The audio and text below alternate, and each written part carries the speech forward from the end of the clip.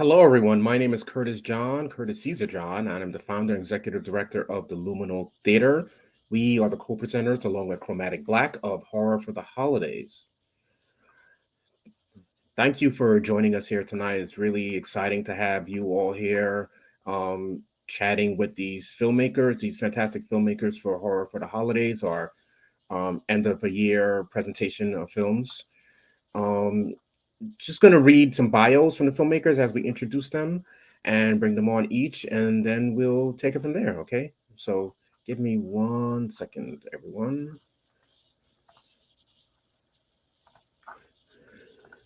Okay. So, first of all, we have Laura Fielder. Laura Fielder is the director of The Company You Keep. The film is about a painfully shy woman who's pushed to the brink of insanity by a friendship she should have ended long ago. Hey, Laura. Hey, how are you doing? I'm good. I'm good. Thank you for joining us. I'm just going to read your bio as well. Sure. Brooklyn native Laura Fielder is a writer director of psychological horror and science fiction. Laura has lent her producing talent to several film projects, including End of Season and Keloid. The company you keep is her second narrative short she's written, and directed. Laura is a board member of the Black TV and Film Collective and a graduate of the UCLA Professional Screenwriting Program. So grateful to have you here again, Laura. Thank you so much, Curtis. I'm so glad to be here. Oh, excellent. Next up is Stephen Russell. He's the writer director of the Dark Strums. The Dark Strums is a twist on a Robert Johnson blues music myth about where a young singer has to decide what cost they are willing to pay in order to realize their dreams. Welcome, Stephen. Hi, Curtis. Thank you. Stephen Russell was raised in Wyandanch, New York. He obtained his Bachelor of Arts for television and radio production at Brooklyn College. Russell is a Luminal alum, having shown his dark comedy "Tastes Like Medicine" with us in 2017. Next up is Xena Dixon. Hey, Xena. Hi. Xena is hold on a second, Xena. I'm sorry. It's okay. I lost your bio there for a second, which is very odd. So I apologize for that. No problem. You may know Xena best as the Real Queen of Horror, which is also the name of her YouTube page, right? And your Instagram page as well, right? Instagram and website, yes. And website, of course, absolutely, and your website. Xena is the director of Peel, which is the shortest of our short films, but maybe also the creepiest. Peel is about, it speaks for itself, but the plot is: have you ever listened to the sound the tangerine makes when you peel it? And I know y'all have seen it, and I hope you all loved it. And we're going to talk to her and the rest of the filmmakers about um, their great works. Last but in no way least is Kyla P. Silvers. Hey, Kyla. Kayla. See, I did it, Kayla. My God. After all that practice, I messed it up. Jeez. It's okay. It's okay. Kayla is the. You tried it. You got it. Yeah, there we go. Kayla is the writer and producer of The Black Banshee. The film is about a young woman who, convinced by her friends and boyfriend to enjoy a night out after losing her job, begins to question her own mind when the vision she's been having starts to have dangerous consequences. Kayla Silvers herself is an actress, writer, and producer who currently resides in New York City. In 2017, she co-founded Melanin and Magic Productions in the hopes of putting Black women's voices on the forefront of their own narrative. Kayla has produced, written, and acted in 3 of their productions, short films, including The Black Banshee and The Way Out, as well as the web series Finding Our Way. She's currently working on 2 sci-fi shorts and a sci-fi comedic feature about our education system. And Kayla, what's the name of your one-woman show you recently had? Ooh, Chaos at 26, or maybe It's Not So Bad. Okay, there we go. Yeah, sorry, I didn't have that in your bio, but I'm like, it looked like a fantastic show.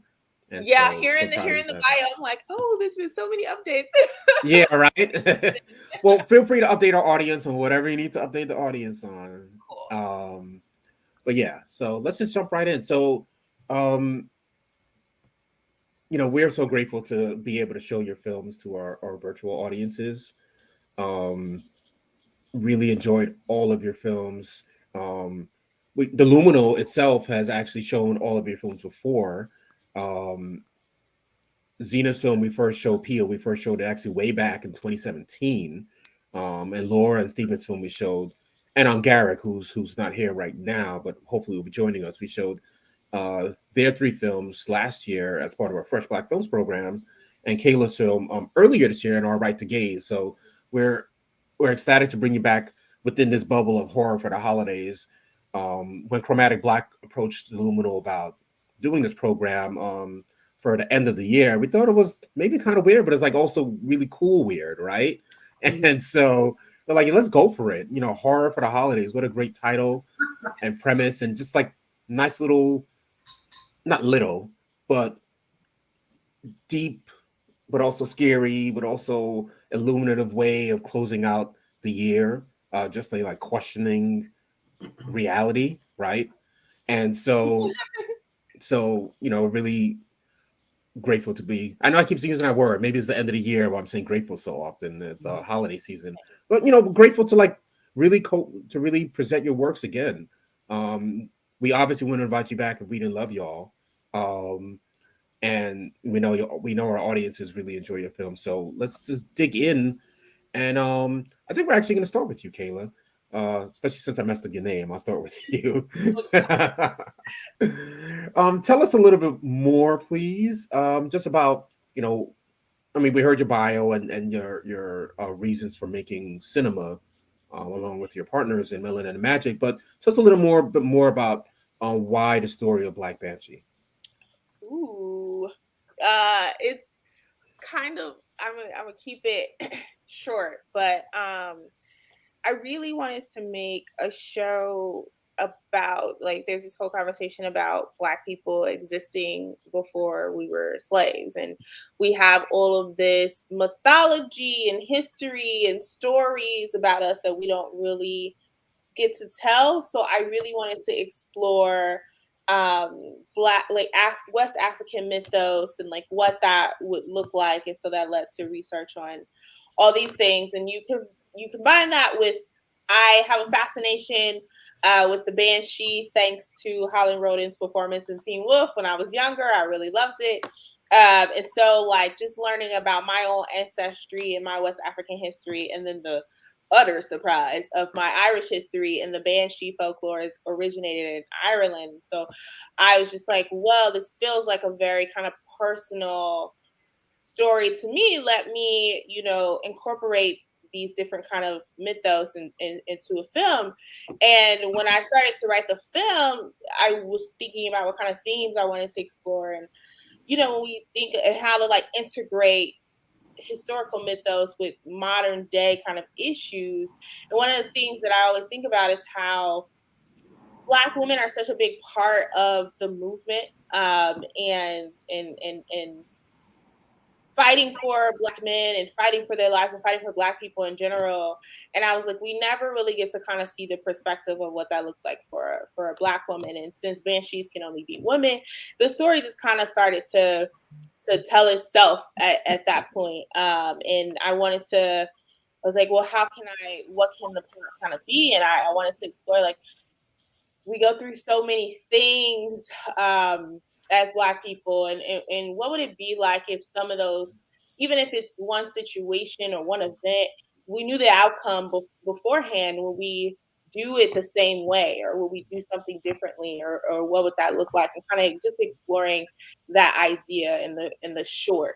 The short is a proof of concept for a TV show, and in a TV show, obviously at the end of the film, we learn that Misty is also part of kind of this mythical world, and she'll kind of serve in like that West African mythos, and in certain kind of West African uh, vampires and stuff like that we're bringing in. So, or that I plan to bring in. So yeah, that's kind of the different ways the story kind of came together was a combination of me exploring my own history and also kind of wanting to integrate the issues and the questions that we're kind of challenging ourselves to talk about right now, even if it's difficult. Um, so yeah, that's the gist of where it came from. A very long story short, hopefully. No, I love that. It's funny.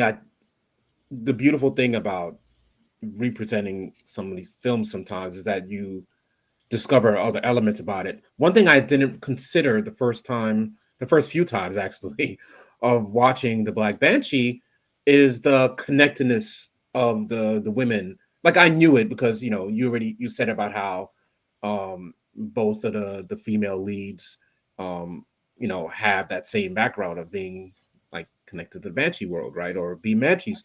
Um but like the connectedness literally of those two sisters, right? Those two Black women, and how, unfortunately, too often in a lot of media that we are sometimes forced to consume, um, these Black women are only together when they're related or like under the worst of circumstances, as opposed to it being historical or as opposed to it being like deeper. I should say that too. So I'm aside from other great elements of the film, I'm that's something that I really love about it, and hope that it gets picked up for that You, series that you desire for sure. yeah, you and me both. Yeah, they're really close friends. Like friendships mean a lot to me and are very close to me. And I really wanted to explore the idea too. As Black people, you just be minding your business and then suddenly a white person shows up just trying to ruin your day. And like that's why I wanted to emphasize this love that they kind of had at the beginning of the film, and sometimes how that can go south, when you're just minding your business. And obviously incorporating Evie's visions into that and stuff. But Misty actually is connected to the mythological world, but she is not a banshee. She is something else entirely, and what she is really cool and comes from like West Africa and stuff, and it's really I'm cool. sorry. Yes, I did misspeak. I apologize. Yes, No, that's right. it's Yeah, okay. but I guess it's more so what I was trying to get to is that the connections are Yes. related is what I'm Yeah. saying. So Yeah. I got wonderful. it. On the other side of that, we have Laura's film, The Company You Keep, where the friendships are a lot more strained. Um, we see your lead character, Laura, um, really struggling with. I mean, technically, she does have friends right in the room, but are they the right friends, right? Yes. Struggling with, you know, trying to keep trying to get out the house and have a different life that she desires, but just can't. Can you elaborate a bit more just on the origins of this fantastic story? The origins came from me in the sense of a friend or really associate, we had decided that we were going to go to, I forgot where we were going to go. We was going to go to a concert somewhere and she had canceled. I was somebody that I knew, I won't call her a friend, but it's like, hey, you want to do something. And so she canceled. And so I said, why did she cancel? Is it something, is it my breath? I don't know what it is. And so I said to myself, oh, this is a good idea. Let me explore insecurities and how people or how I react to, somebody, my perception of how people see me. And so the story developed from there. And I think that as a filmmaker, as a storyteller, as a Black woman, we don't see Black women as vulnerable people that we have empathy for, people in which we see what's going on internally in their world. Usually we see Black women portrayed as someone responding to something or someone serving someone. And I wanted to explore that sort of interior life. And I know that, as well as I know that, we are now in a world where people are lonely. and I don't think that story is told. So for me, it was a lot of things from the genesis of a friend or associate, canceling or, a date that we had and go, now I want to explore those things. I know, for example, I'm a mother, and as a mother, your life is your children, and a lot of times, you are cut off from your social life. So there's ways of being lonely and by yourself. And I wanted to explore, again, a woman's internal life, what she really thinks. And I wanted people to watch Black women as vulnerable people, as people who also have needs, and not that we just serve other people and that's where we get our esteem. And so my stories deal with, my horror stories deal with fear, because horror is based on fear. Fear and just fear in the context of Black women and Black women's lives. So that's what I do. My next film deals with it's a werewolf story, and it deals with a fear that a mother has for her daughter. Now that her daughter has the gift of being a werewolf that she inherited from her mother, the mother has fear for her because of her difference and just fear all around that. So I explore fears in which Black women that may not be unique to Black women, but it's definitely from a Black woman's perspective and how we move and see the world.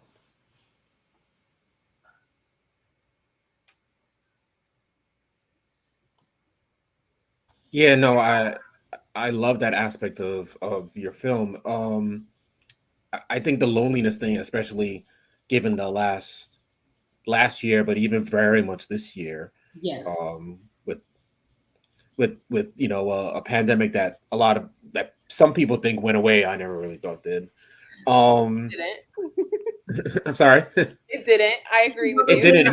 Yeah. People were tripping. But anyway, no, exactly. And and just that utter loneliness that comes from all of those things, right? Yeah. Combined with being a Black woman, right? Um, and that fear and the world and just the world that is always chopping away at you no matter what you do, right? Mm-hmm. Yeah, no, it's every time. I mean, this goes with all your films, but every time I watch your films, but very much your film, Laura, there's always another like little element that I see that really just like sparks with me, and I really enjoy just like rewatching and re-experiencing it with different audiences. So thank you Thank you. again. Yeah. Stephen, we're gonna switch to you for a second. Can you tell us a little bit more about the origins of the Dark Strums? Obviously, it very much hinges on the legend of Robert Johnson. Can you tell us a little bit more about who he is and also why you chose this particular myth, but especially this particular Black myth of which Black American myth more so that I don't feel like there's enough of, especially enough of that we explore as Right. Black artists. Right. So Robert Johnson, he's a blues musician, credited as like the father of blues music and also like the father of rock and roll. His mythology is that one day he goes to a crossroads in Mississippi and sells his soul to the devil in exchange to have the gift to be able to play the guitar. To play a guitar like at an excellent level. He's also the unfortunate founder of the 27 Club. And the 27 Club, for those that don't know, is a club that these infamous artists, all die at 27. So there's Robert Johnson, there's Amy Winehouse, Jimi Hendrix, I think Kurt Cobain. There's a lineage of artists that pass away at 27. So he's actually the founder of that as well. So when it comes to Robert Johnson, when I I always kind of heard about this myth, and I had seen a slight depiction of it in "Oh Brother, Where Art Thou" as well. There's a lot of there's like a Robert Johnson-esque character in that film as well, if you go back. But I thought, for one, I thought the myth in itself was just enough to be a perfect fit for a short film. There's a ton of mystery around him. There's a ton of mystery around where his guitar wound up, which gave me the idea. It's like, oh, maybe his guitar goes missing and it shows up somewhere. There was as I did research as to like the reality of the situation versus the myth, I was kind of able to extract the kind of bones and structure for the story. So there's like he used to practice in a graveyard. So the reason why people think that Robert Johnson sold his soul to the devil is because originally he was seen as like a terrible artist. A lot of people didn't like his music. They used to actually like boo him when he would perform, and sometimes he would turn his back to the audience because he was so shy. So he disappeared for a year, and then when he reappeared, he was like this like masterful guitar player. So all these people were like, "Oh, he must have sold his soul to the devil." But in reality, like he did do certain things that were, I could see how they could come across as very creepy. Like he used to practice in a graveyard, and it was mainly because so nobody else could hear him. He that was the reason why he would do it, so he could kind of practice in peace. But rumors people start to hear music coming from the graveyard, and there's like this guy's playing there, and he was terrible a year ago, and now all of a sudden he's great. So I took all of that, and I kind of used that to form this short story. So like the main character, Elma, she has a lot of Robert Johnson's traits. She's an artist that kind of feels disrespected. People aren't really giving her a fair shot. And, she now has the chance to kind of like harness some of that rage. She's kind of given the opportunity to throw it out. All this rage that people have been putting on her, she can kind of like throw it back into the world. So that's kind of like the premise and how I kind of came to the idea for the Dark Strums.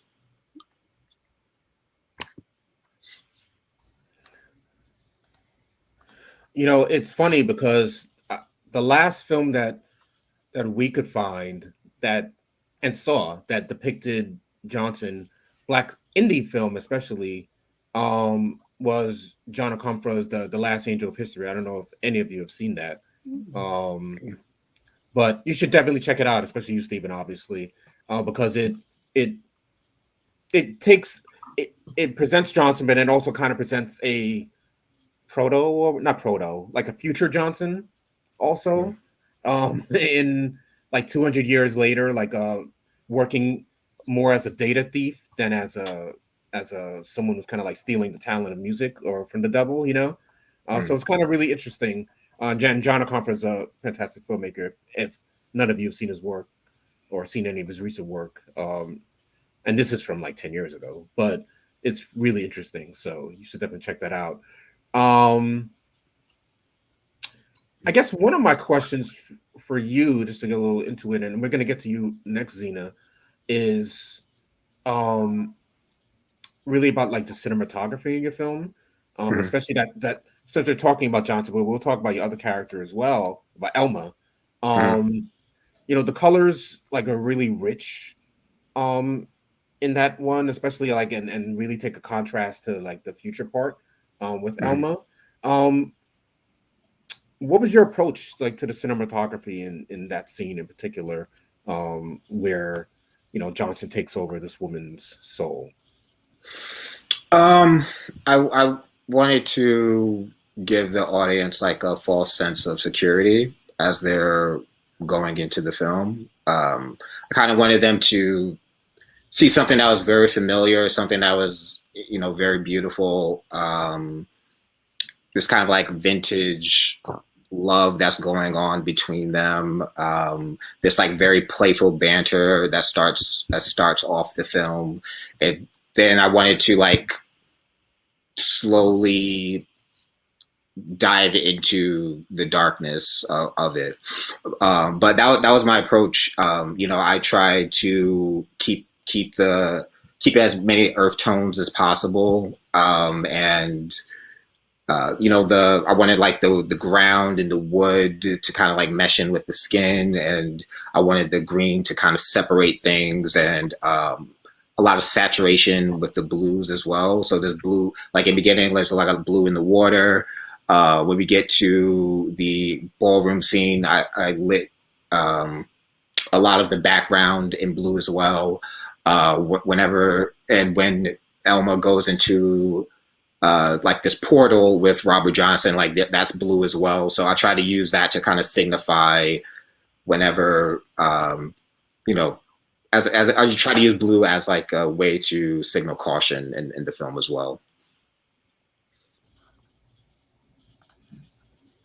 So now I got to go back and check with the blue and the caution because I missed that. See, that's what I was saying, y'all. It's like there's so many other things to unlock, right? So love it. Xena, our real queen of horror. Thank you for being patient. No problem. With Peel, like I said, it is our shortest film, but in a lot of ways, it's creepiest.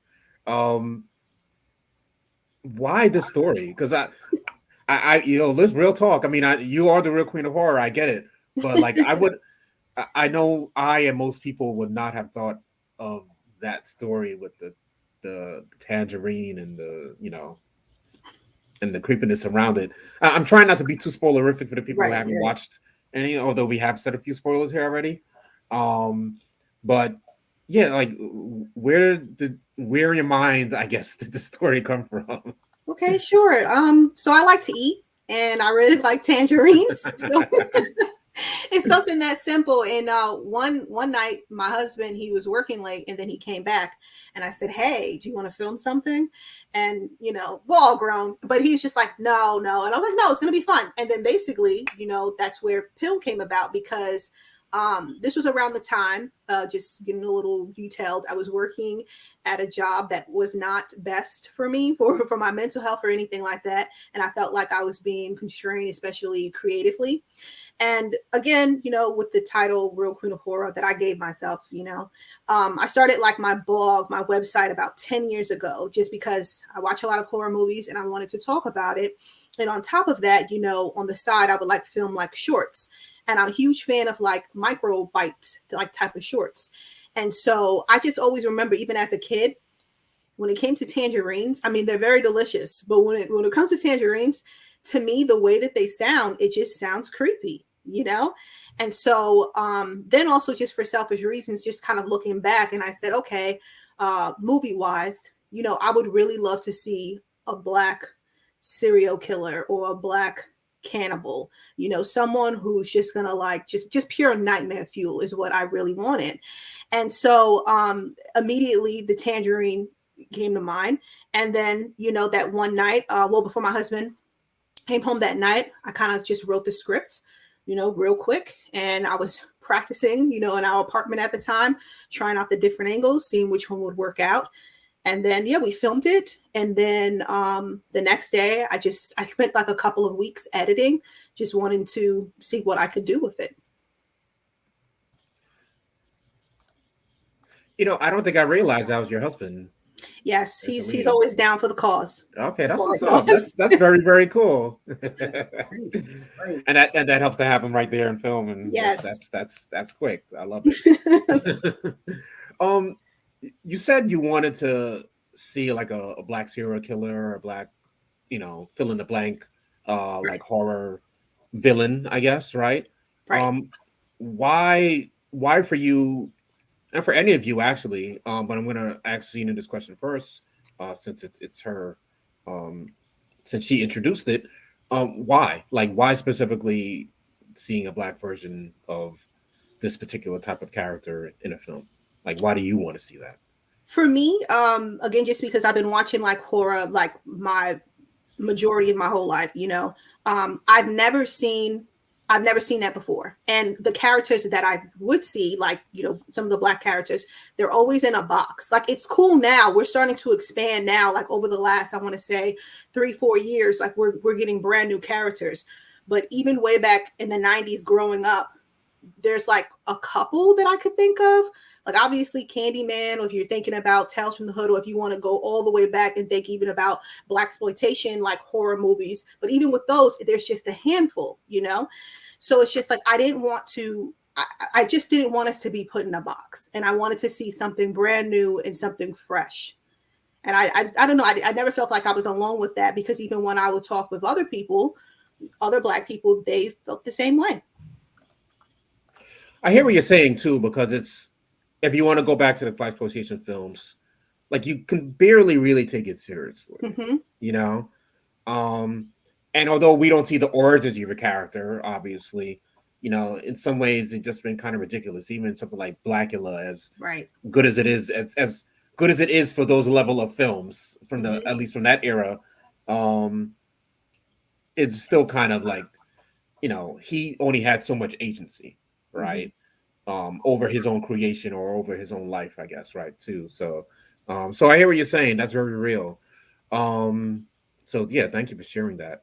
We have a great question, and it's actually from one of the founders of Chromatic Black, or co-presenters, Angela Harmon. So I'm going to share that with y'all, and we'll ask all of you to answer it as best as you can. Can you each talk about horror as a genre to address racism? Any of you can jump in. I'll jump in.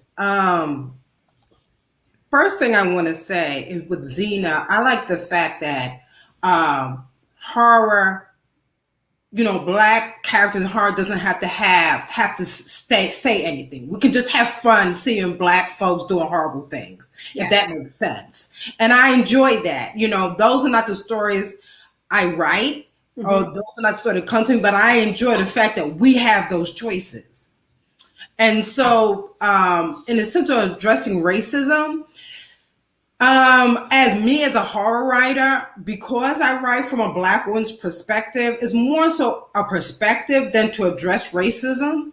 I would hope that people would see in some of my stories that I do deal with racism and the impact it has on my Black characters, particularly my werewolf story, the impact on it. And I think that for me as a horror writer, I look more at systemic racism than individual interaction. Because I feel that for Black people, that's how we experience racism. It's systemically, not through, this white person said something bad, or I wasn't able to get the job. I think it's much more, for us, it's much more insidious and much more destructive. And so for me, as a horror writer, and a horror filmmaker, I look at racism in that perspective. And my influence, ironically, as a horror writer, is Toni Morrison. She has helped me create these stories, and I think that she's a horror writer personally, and her stories do speak on the impact of racism in the Black community. I can jump in. I actually wanted to say first to Xena, and then to Laura, and then the question. But I love, Xena, the idea of you writing about a Black serial killer, because although there aren't nearly as many Black serial killers as there are white ones, I do think that we should have the space to be complex human beings and different kinds of human beings. And there's a lot of conversation, you got to reflect positively on the race. And that, to me, is just us trying to satisfy the white gaze. And I don't care what white people think about me. Like, there are Black people who do murder. That's why I love Power. That's my favorite ghetto show. I'm just like, I want that too. And I also watch Insecure, and then I also watch Wheel of Time, that has a great Black woman character on there. And I watch these other shows that star Black people as well. So I'm of that mind of, like, we are multifaceted just like everybody else, and some of us are crazy too. So yes to that. Laura, I thought it was really interesting you saying that you feel like Blackness is experience, and this goes into the answer to my question as well, to the question as well, but like experience racism more systemically because having gone to a PWI, I've experienced a lot of it firsthand. Just like things that have literally been said to me, been said about me, around me, like just like, oh, somebody told a friend of mine my freshman year of college, Kayla isn't like all the other Black girls, although they had never met any because they grew up in white San Diego. But they said, Kayla isn't like all the other Black girls. She's not like loud and ghetto. And I'm like, oh, you have never seen me around my friends. So what? So I've had all kinds of things said to me on an individual level. I've been refused service before. I mean, I have experienced a lot of things. So for me, I think because of those experiences, I have to address it as a system, but also how it trickles down to individuals, and what that looks like as individuals, and specifically as a Black woman, like being Black, being a woman, existing in that space has a lot of complications on an individual level and systemically. How has that system impacted me individually? And so I think using horror as a mechanism for racism is, I think I do kind of agree with you in the sense of like, I don't know if the thing is, race is everywhere, right? Like whether we want it to be or not, it's in, oh my God, I'm so sorry for all the dings. I have so much technology. I'm so sorry. But whether we want it to be or not, it's in so many of our stories, specifically Black people. So even if you're not trying to necessarily incorporate it, it's really there just representing yourself. It's there just being a Black male serial killer. It's there just being a Black woman dealing with her insecurities. The race, we're addressing racism just by having us on the screen, and we're not dying in the first minute, of the horror film. So that in itself is addressing racism, and then I try to get down to, okay, how does this affect me as a woman? How does this affect what stories can I tell from my life? What stories can I tell from other people's life? How can I bring those things together, which is ultimately what I did with this film.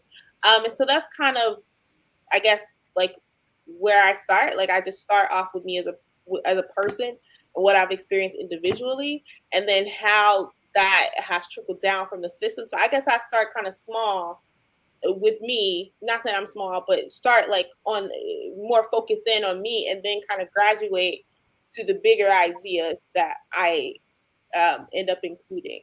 And then, like I said, it's going to inherently, address race anyway, because we're Black people in horror who don't die. So I hope that answers the question a bit. But yeah, that's how I experience race in horror. Yeah. Would anyone else like to address the question, or do you want to move on to another one? Okay, sure. Go ahead, Stephen. I can address it.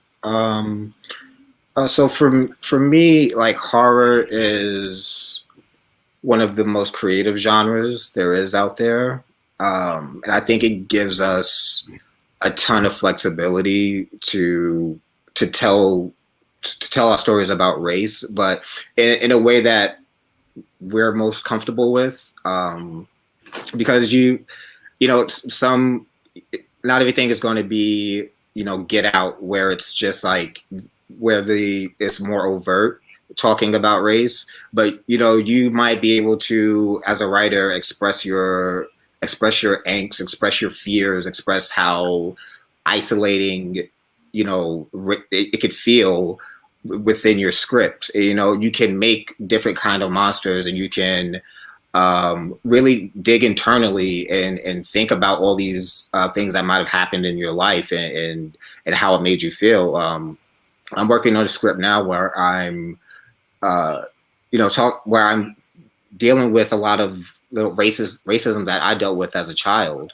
I grew up in Long Island, and I grew up in a Black community, but I went to school in a white community. So I understood, or actually I should say I didn't understand at first, like teachers saying certain things or faculty treating me a certain way, or how other people actually thought about my neighborhood. Like I didn't even think about that. Like, where they're saying like, if you're from here, then you're a certain way. So just like diving into that, I can, kind of reconstruct and take on these demons in a different sort of way that I probably might be too heavy if it was a drama.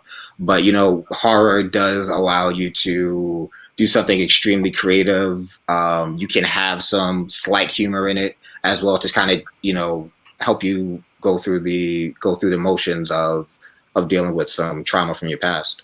So I feel like it could be useful that way.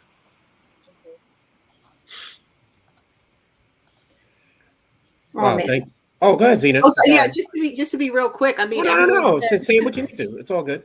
Yeah, I feel like everyone said like such great things, so it's just like I kind of want to piggyback off of just everyone with that, and it's just kind of like, so for myself personally, when it comes to like my horror stories that I'm writing or that I'd like to like film, I kind of do it for selfish reasons. Just even when I was telling you about with Peel, I just wanted to see like a Black serial killer or a Black cannibal, just because I haven't seen that before, and again because I've been watching horror movies my entire life, so it would just be nice just to see that, not because it's like, oh, I want to see Black people doing horrible things. It's just more, I don't like the fact that people always want to put us in a box, and it just gets exhausting. And I even remember, being in school, similar to even what someone just stated, being in school, I lived in a Black neighborhood, but my dad, he actually he worked at the school district where it was just like a really majority of the kids there. I want to say it was probably about 98% like white kids that went to that school. And it's like my parents wanted to give us like a great opportunity, my sister and I. So I remember I always had an interest in film, and I would tell people that, and they're just like, oh, so you want to make dramas or you want to make movies like Tyler Perry? And it's just like, no, I didn't say that. And it's just like, what? No one mentioned that, So it's just like, once again, just putting me in a box, and obviously as a woman in horror, as a Black woman in horror, it's just like, there's like layers and layers and layers to it. There will even be times like, even away from film in a way, when I'll even go to like a horror convention with my husband, people will think that he's a horror fan, and then they'll direct their stuff to him directly and just not me, which is fine. Like it happens. I get it. But it's just kind of like, once again, you don't have to put everyone in a box. And I know it just goes back to like, oh, people judge and that's just the way it is. But at this point, especially, it's about to be like 2022 and it's something that still happens, So, I don't know. It's just something that I would just want to see a change to it. I want to see something different. And kind of even what you said earlier, Curtis, with Blaxploitation, there's not a lot of great Blaxploitation movies, but it was, for me, it was nice seeing that, because in some different ways we had like different type of characters, like even with Sugar Hill, which I think we probably spoke about it at one point, with Sugar Hill, made in the 70s, and you have this woman and she's like this voodoo goddess, you know what I mean, who just wants revenge, against, people who murdered her boyfriend. And that's not a spoiler because it's in the trailer. But then moving on, even, just with other movies, it's just nice just to see different types of people, different types of Black people and different things. So it's just like, that's like, I want to be able to do that. But first, again, just going back, it's like story-wise, it's just like, okay, what's something that I would want to see that I maybe haven't seen before? And then I do try to build from that, if that makes sense. I feel like I'm blabbing. No, you're not.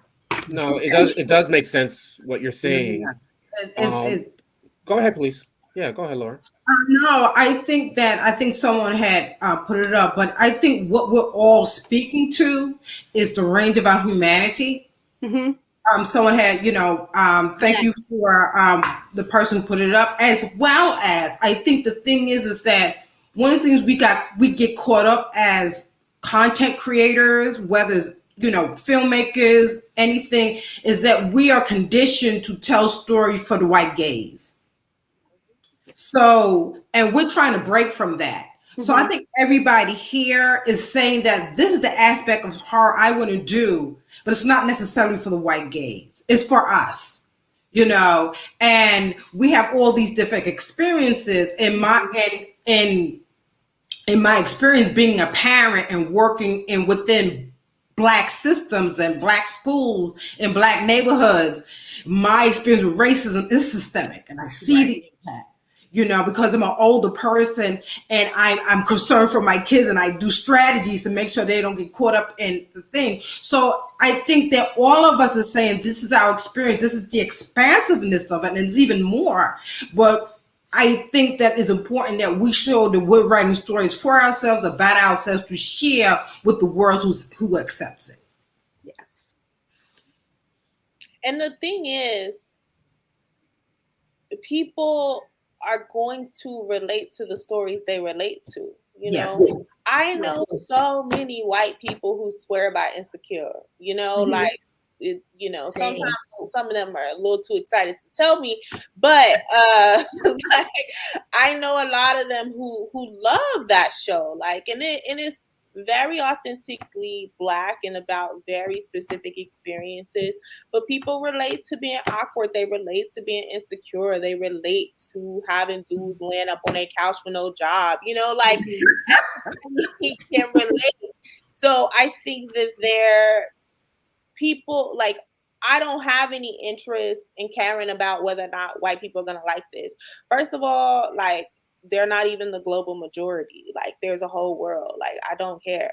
But, like, I'm also of the mind of there are going to be a lot of white people who do care, and who are interested. And so I think that we just have, like, the people who want to watch are going to watch, and we just have to tell the stories we want to tell, because at the end of the day, we want to be satisfied as artists and in our spirit, and so obviously in making stuff to further all of us get in our careers, we're gonna have to take notes, compromise with production companies, we're gonna have to do all that. But I think if we go in leading with, this is what I want to tell, this is what's in my spirit, and some of that is going to involve us, and it's already happening to me now, like having to like walk people through things, like even with the Black Banshee show.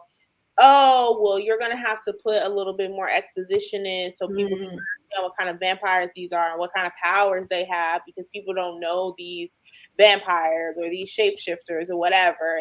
And their experience with vampires is, they smell blood at night or whatever, So it's like, then you have to add extra layers to your show, which sometimes can dilute things or whatever. So you have to figure out a way to be more creative, really, in order to get your story across, which can be very irritating, because it's like you have to pick up these white people, I don't get it in culture. And it's like, well, I don't be getting your stuff too, but I figure it out, So yes, that is a point of irritation. But I also, think that, it's part of what we have to do if we want to be able to tell the stories we want to tell, because we could also easily just be like, well, okay, maybe make the vampires your vampires, regular American vampire. And it's like, well, but that's not what I want to do. So if I have to come up with a slightly more creative scene so that people can understand what the heck this vampire does, then I'm going to do that, So yeah, I think it just comes down to the fact that, like, people are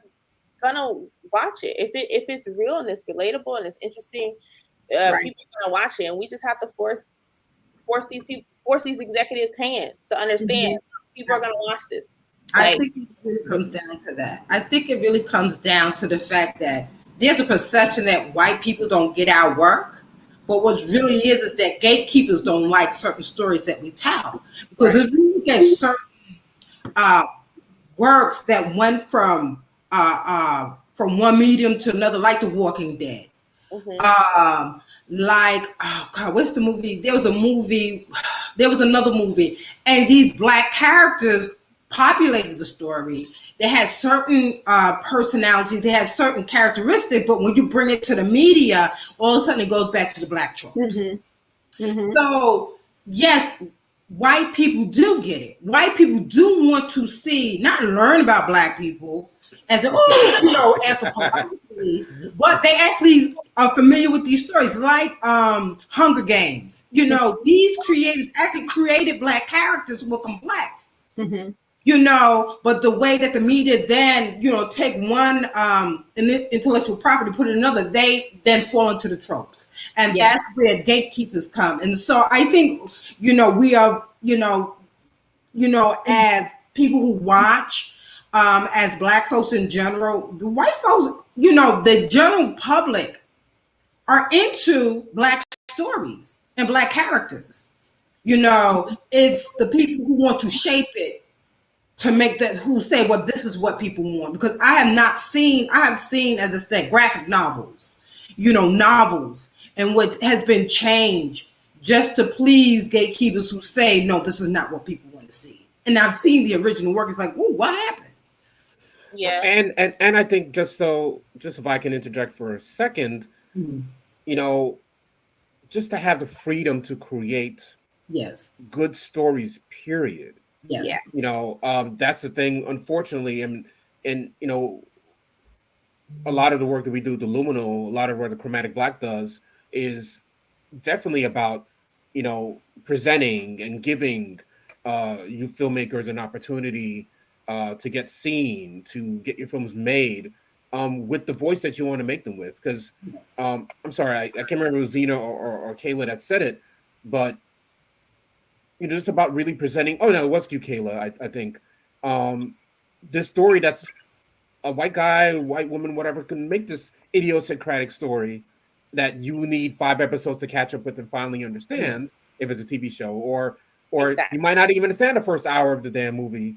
But ultimately it's satisfying. But a lot of times, most of the time, unfortunately, Black creators don't even get to even have that 2 minutes to explain, not to explain, but to have this story play out in a way that could be satisfying to audiences, but the gatekeepers want to hold on to. So to have that freedom to create is key. And some of our filmmakers, and that's the thing I think that maybe separates being an artist sometimes, is that, if you just want to make it, you'll make it. It might not be, unfortunately, maybe the higher quality you might have if you were to get the Hollywood money or to get that, big independent money. But to keep that vision sometimes is really just really key. So just really want to help you all envision your own futures too. So we hope that this showcase and future stuff can help you all make that happen and expose your work to more audiences, so we can get your films funded even stronger and better and such. If that's what you want. We have a great question from Giles Francis. I'm going to put it up in the room so y'all can all read it, but I'll read it also. Can some or all of you name some of your horror influences? It's a great question. Thank you, Giles, for that. Anyone can jump in. Actually, let's start with you, Xena, because you're the real queen. Okay. Sure. I have two that comes to mind. So one of the first horror movies that I watched that made me want to film is actually the movie or Death by Temptation from 1990, and it's directed by James Bond III.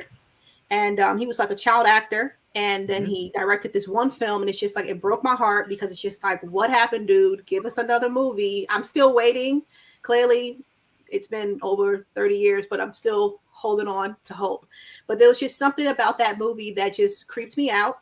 Also, I was way too young to be watching that movie in the first place. It creeped me out. There was some stuff that I probably should have never seen, but it's okay because it really did influence me, and it made me want to film. And I remember a couple of years ago, I actually had an opportunity to interview him, just to pick his brain. Like, imagine you're able to ask your favorite filmmaker or the person who directed your absolute favorite movie ever. You have all these questions, and he literally spoke to me for hours, answering every single question that I had for him. And it's just like, still to this day, I just find it super inspiring. I'm sorry, that's an amazing story. I didn't want to cut you off, but I just had to comment because that movie is really raw, really It is. scary. It is, I right? probably saw it too young as well, but it was so that's amazing that you met him. He was in School Days as well. Mm-hmm. That's where he met like Kadeem Hardison and them who both Yes. started in that film. Um, and I'm glad you brought that up because that's a film that kind of escapes audiences a little too Mm-hmm. often. So thank you for bringing. Absolutely. I didn't want to cut you off, but I had to just It's okay. Yeah, give no, some props to Death by Temptation and to Little I was James getting a Bond little the bit. Third. I was getting a little bit too carried away. I was going to go into details about when I watched it and how many times I watched it, so nobody needs to know that. But I guess, and then also something more modern, or someone more modern. I'm a big fan of Guillermo Del Toro.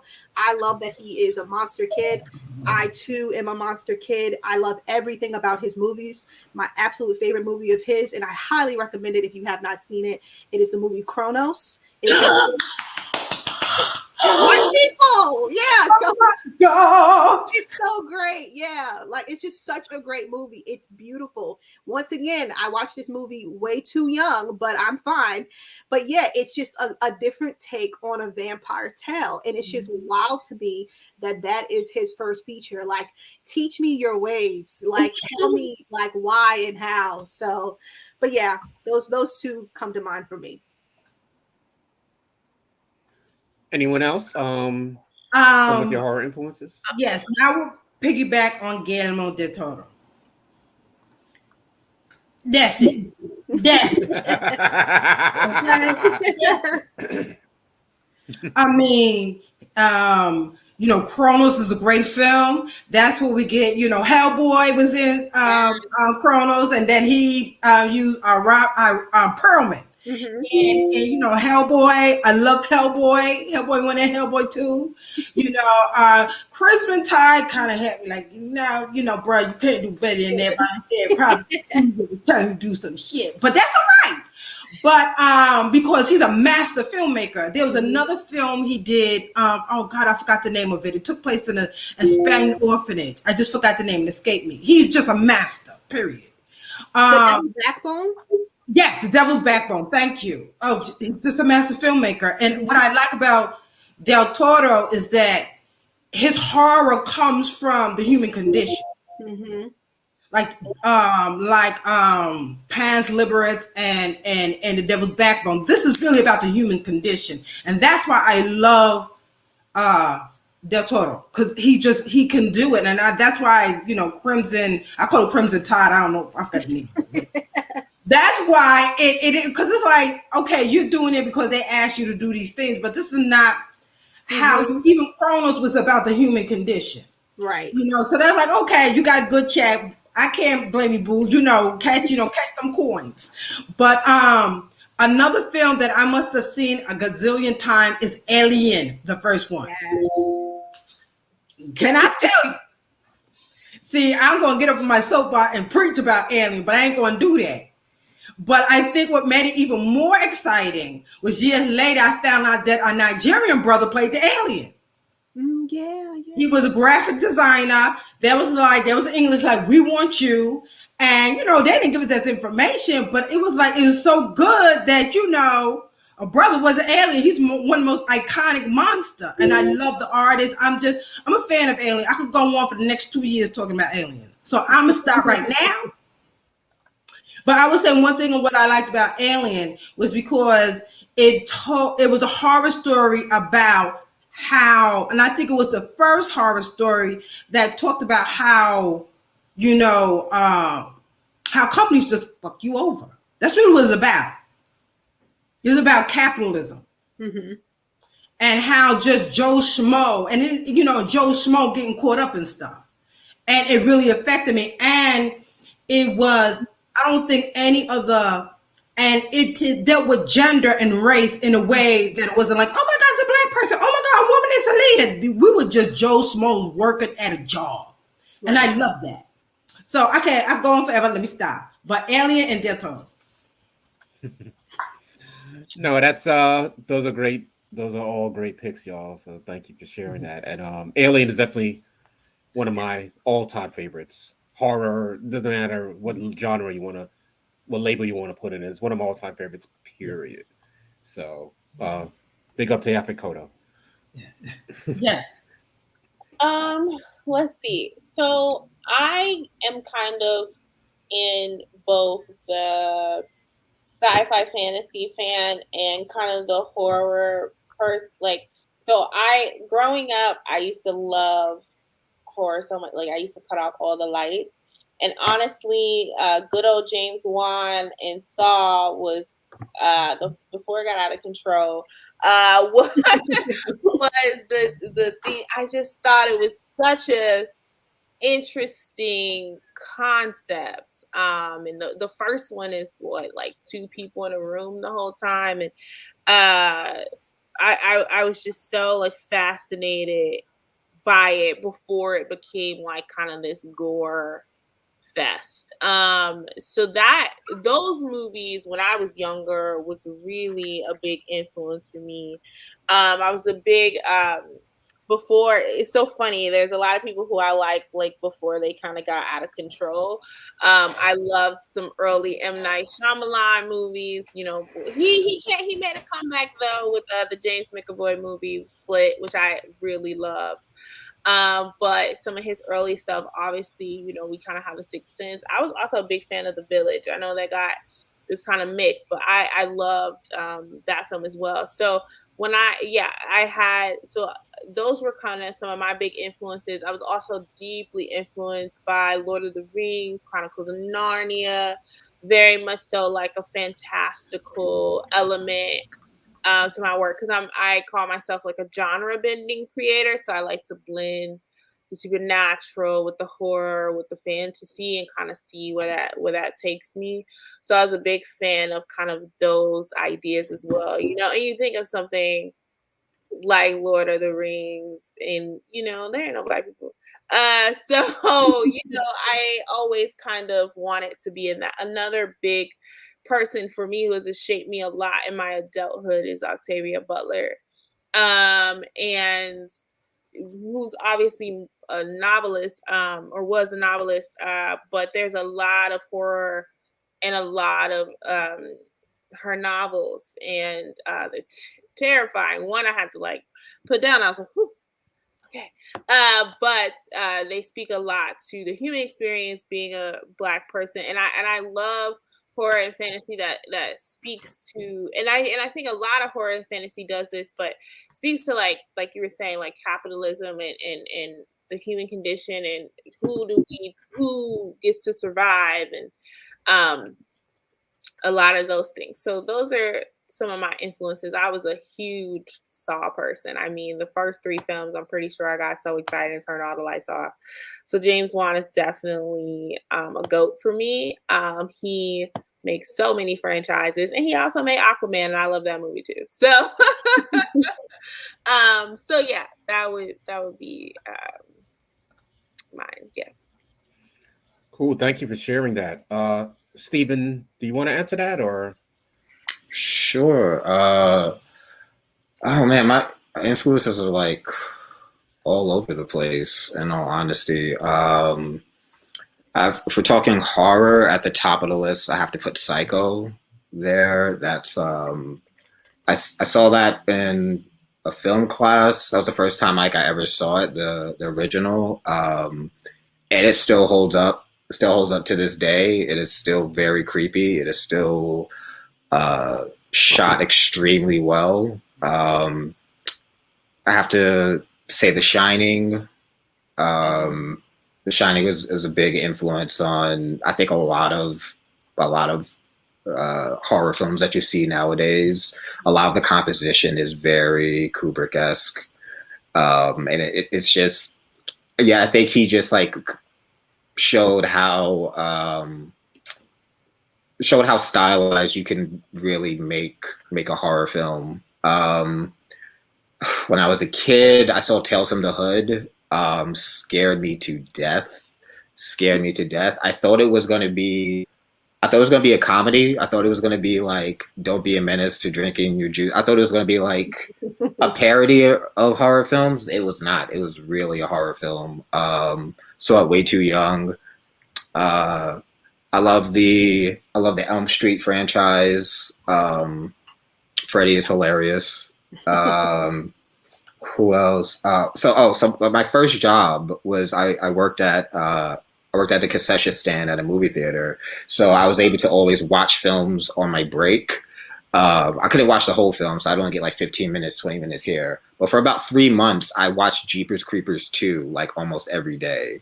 So I'm very invested in the Jeepers Creepers franchise. I love the first one and the second one. The third one is not good. It's like straight to Netflix, but yeah, I really love the Jeepers Creepers franchise as well. Netflix. Oh. Straight to Netflix. I didn't even know they made Jeepers Creepers 3. That's what I'm saying. Like it's a prequel. Whatever. Like nobody wants that. Thank you. We can talk about horror without talking about Psycho and really Hitchcock.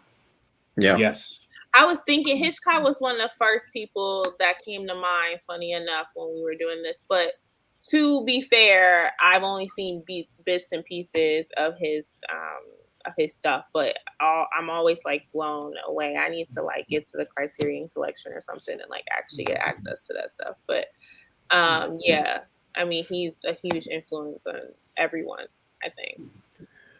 So we have a couple more questions, then we're going to wrap it up. We have what's one question from Jack O. I don't know if any of you have heard of this movie, but he asked, have any of you guys seen Barm Cake? I looked it up though. Yeah, I don't know what that is, Jack. Sorry, no one here has seen it, but maybe we'll look into it. Yeah, sorry. Now I want cake. Sorry.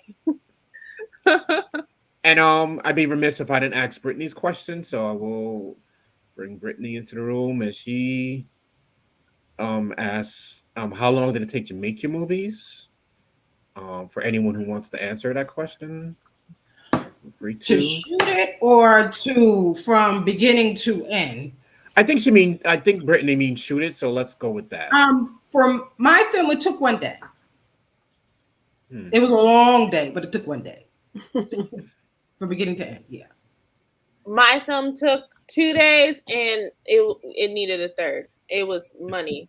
That was the reason it didn't get a third. Yeah, that's why it was 1 day. Yeah, so it was very expensive. Yeah, it took two days. My film took an hour. So yeah, you would answer that one already. That's right. It's super short. So, and I, obviously pre-planned all the angles, and we just flowed. I shot mine over 2 weekends, with like a month in between. So that's how I shot it. Wow. Yeah. But Brittany, I would like to say to you that it took much longer to do everything beforehand. Yeah. And post also took a long time. So yeah, the movie was probably written like 8 or 9 months before it was actually shot. And then it wasn't completed to like 6 or 7 months after that. So the whole process itself took like a year and a half. I would say the same. Between the writing, the pre-production, and all the stuff. Getting the right locations, everything, and then the post-production and editing and sound and all that stuff. It took well over a year for me to make it. Yeah, and it costs a lot. Those are all realistic, very realistic timelines for any burgeoning filmmakers, for any people who want to get into the craft. That is very, very, very, very real. It's a labor of love. Yeah. And some of that timeline doesn't even include raising the money, right? So, yes. Whole different. That's a whole nother. That's a longer conversation that we're. A whole nother ball game. Exactly. Yes.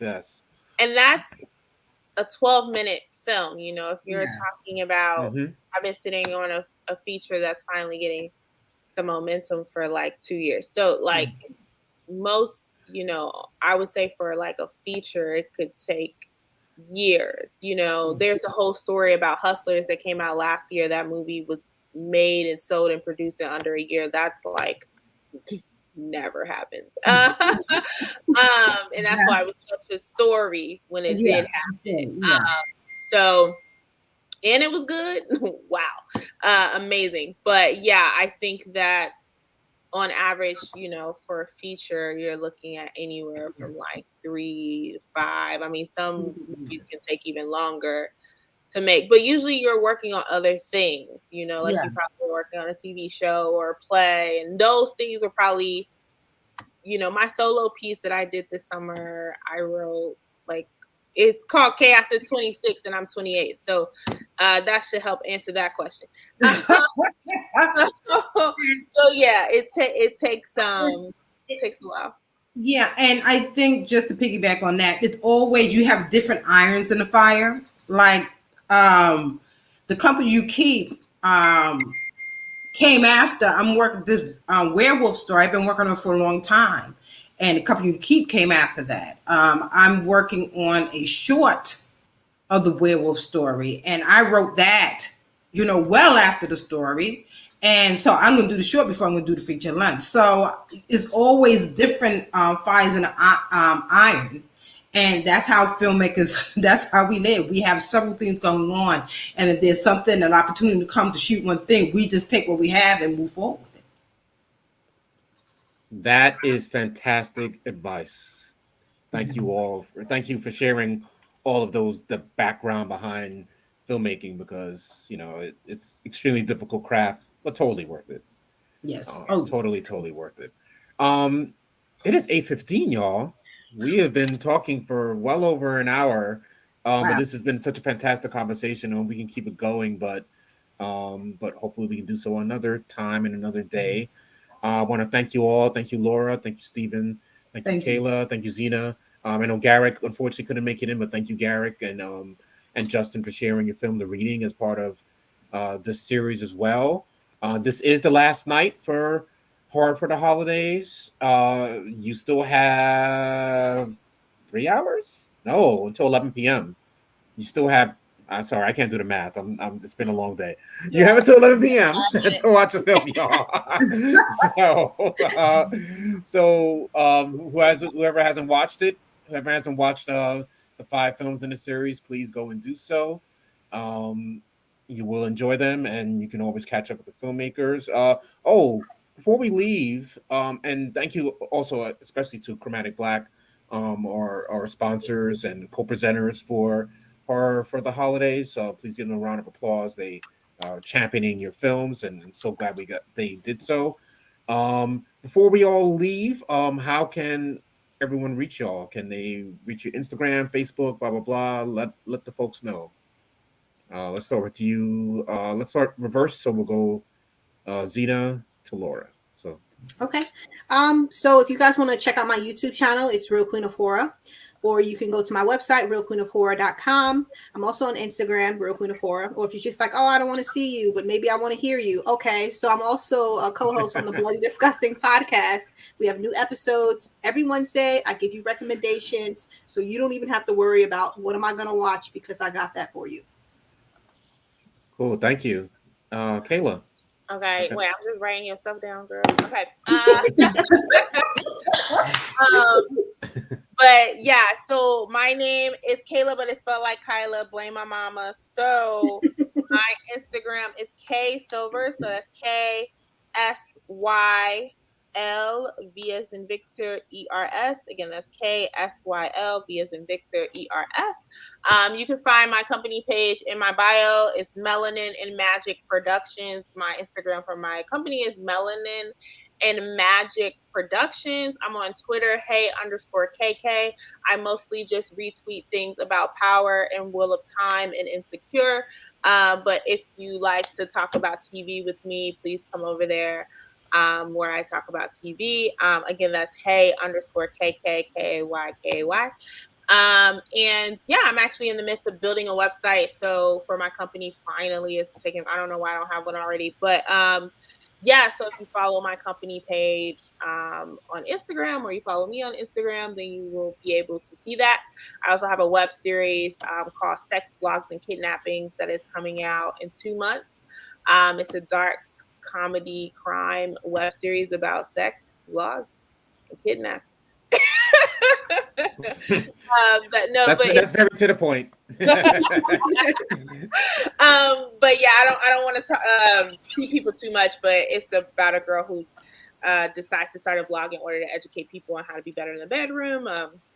And then things get weird when like the men she's been referencing in these stories start mysteriously disappearing. So it's very fun, and I'm super excited about it. And yeah, it blends genres in a way I'm excited about. So yeah, I hope you guys will follow and find out. Yeah.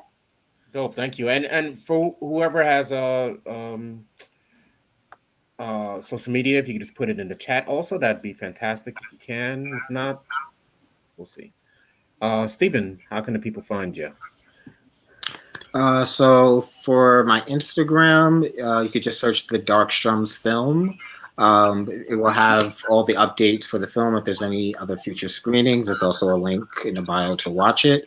If you want to watch some of my other films, you could go to vimeo.com/Stephen Alexander. Again, vimeo.com/Stephen Alexander. You have some of my previous work. My other short film, Tastes Like Medicine, which was also screened at the Luminal, and one of my earlier horror films, The Voodoo, is on there as well. So check it out. Hi. Thank you. And on Twitter, I can be reached at Hip Kitty Inc. HIPKITTYINC at Hip Kitty Inc. I am on Twitter. I have a website which is pennydouble.com. That's www.pennydouble.com. That's my website in which I talk about my productions, my films. And also, so those are basically my production. I do other things as well, but I'm not a big Instagram person, not a big social media person. So that's why that's where you can catch me at. Cool, thank you. And before we go, just Stephen had mentioned Tastes Like Medicine, which we did show in 2017 as well. Shout out to your one of your actors in that movie, Wimota Nayoka. She's been a huge supporter of the Luminal, so I'm glad you mentioned the film. I have to shout her out. She trying to help me get another film for this series. That didn't work out with that filmmaker, but that's okay. Those things happen. But she's been a huge supporter of ours over the years, ever since we screened one of her films the first time we showed Xena's film in the first horror showcase we ever did in 2017. So shout out to her. She has a fantastic podcast that she does on horror as well.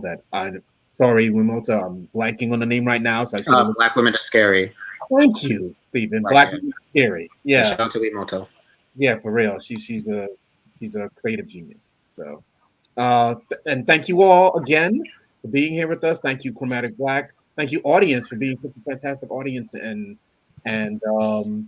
sharing your work. And sharing your time with us here. And we'll see you on the other side. So, thank you, everybody. Thank you. Bye, guys. Right. Great holiday. Right. Yes, happy holidays, everybody. Happy holidays. Yes. All right. Bye, guys. Good night, all. Bye.